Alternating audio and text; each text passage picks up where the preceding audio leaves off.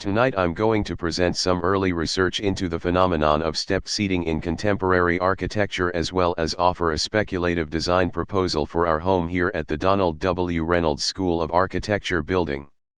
In 2013, K-Hole, an art collective and trend forecasting group founded by Greg Fong, Sean Monahan, Emily Siegel, Chris Sharon, and Dina Yago, issued a report announcing a new American cultural trend emerging out of what they called mass indie culture.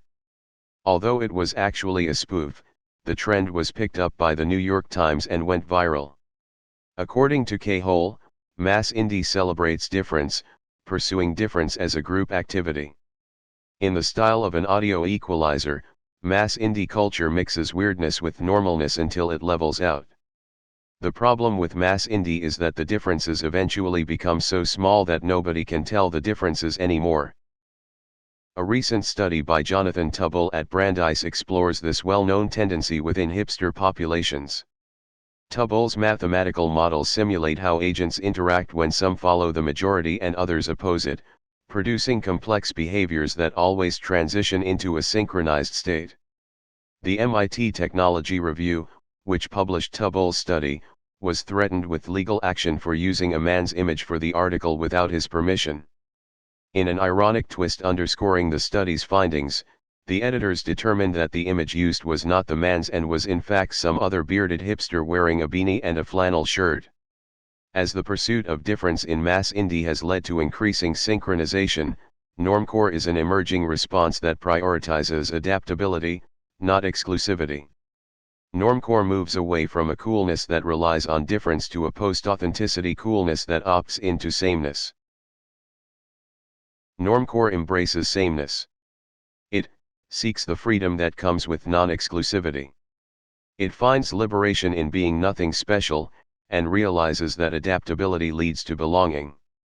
By adapting one's style to fit in, normcore can create opportunities for connection. If normcore exists in architecture, it can most certainly be found in step seating.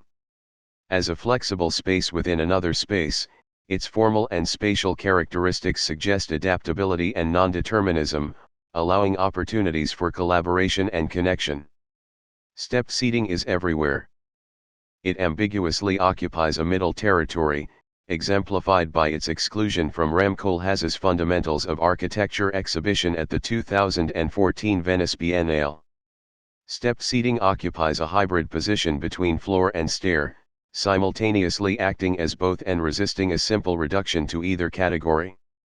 Because of its versatility, well-respected design firms like Diller Scofidio and Renfro, MVRDV, Snøhetta, and Y/Manfredi continue to utilize step seating in project after project. The design element is not especially celebrated as a novel design solution, but rather is a strategy deployed to suit the current project's needs. Within its obvious sameness, this versatile element adapts to conceptual, spatial, and material constraints. It's a continuous surface, a series of horizontal planes, a mass, a connector between spaces.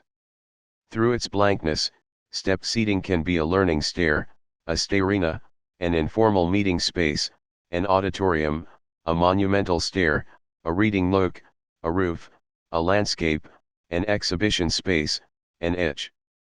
It can accommodate multiple uses at once. It just cops to the situation at hand. Step seating satisfies the mandates of the International Building Code, providing an acceptable rise and run for a stair, while its ambiguity between stair and seating allows it to subtly skirt the need for additional handrails and guardrails. It accommodates the body both in resting and moving states. I have used step seating in my own work. For New Spire Art's new venue, my team and I designed a single element that addressed several needs: exit access for the second-level technical booth, space for a box office, an informal performance venue, and a progressive architectural image for a newly formed community-based arts organization. Now that the School of Architecture has occupied the renovation and addition to the historic Armory building for the last 10 years, it's time for a few updates. The patched concrete sidewalk has been patched, and this summer, the faculty offices will be receiving an end-of-life repaint with the opportunity to receive a new accent wall. These changes are great, but maybe we can do more. You may know that OSU has design guidelines for new design and construction on campus to maintain architectural unity. Grounded in the context of the modified Georgian style, the guidelines emphatically state that at OSU, we don't do WOW. If we don't do WOW, perhaps we can do normcore. Fortunately, a brief survey of campus reveals that normcore is acceptable. OSU included step seating in the new renovations to the Human Sciences building on campus, as well as outside the student union, implicitly endorsing its appropriateness within modified Georgian architecture. Given our location next to Boone Pickens Stadium, we have an excellent opportunity to provide a unique tailgating experience for OSU fans. Step seating would create a new rooftop grandstand offering a large screen for viewing the game and providing views of fellow tailgaters. We also have an opportunity to improve the existing step seating on the second floor, underutilized because it has only 3 levels. By removing the exterior wall to continue the step seating, we can double the amount of seating and provide a new space for social interaction directly adjacent to the studios and offer beautiful views over the south courtyard. Through the strategic application of architectural normcore, the Donald W. Reynolds School of Architecture can be updated to join its peers in contemporary architecture and increase collaboration within the school.